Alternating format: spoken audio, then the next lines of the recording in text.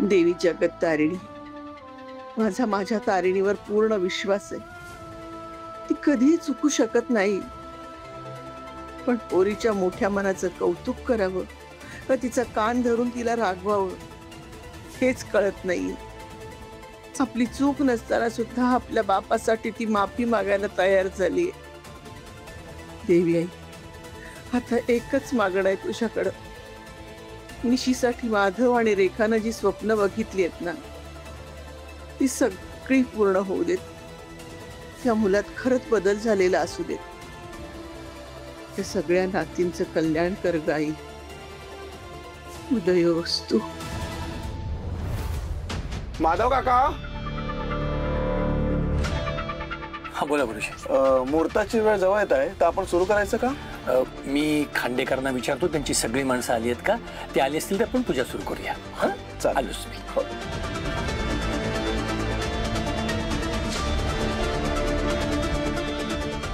दयानंद साहेब, तुमची सगळी मंडळी आली असतील तर आपण पूजेला सुरुवात करूया का असं गुरुजींनी विचारलंय. हो हो, नाही आमची पाहुणी मंडळी सगळी आली, आता करायला हरकत नाही. बर चालेल, सांगतो मी गुरुजींना. गुरुजी थांबा.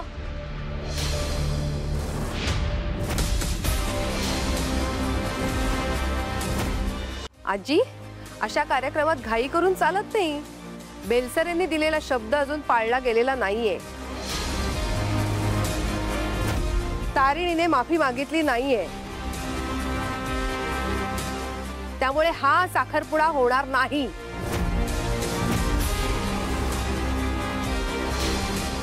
पद्मिनी, आता देवाच्या कार्यात मोडता कशाला आणायचा आहे?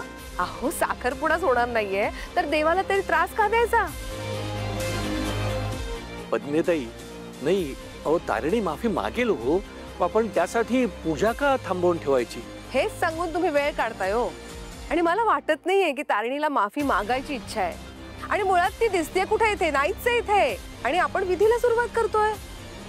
मी आधीच सांगितलं होतं, तारिणीने माफी मागितली तरच हा साखरपुडा होईल, नाहीतर हे लग्न मोडलं. पद्मिनीताई, तुम्ही असं बोलू नका. मी माफी मागायला लावते ना तिला. अहो, पण त्यासाठी तिने समोर तर यायला हवं ना. आहे कुठे तारिणी?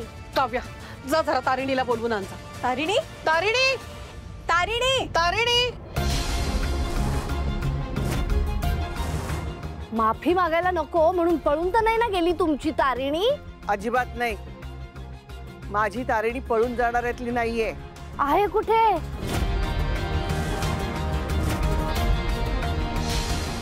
मामा, मी आतमध्ये सगळीकडे बघितलं पण तारिणी कुठेच नाहीये.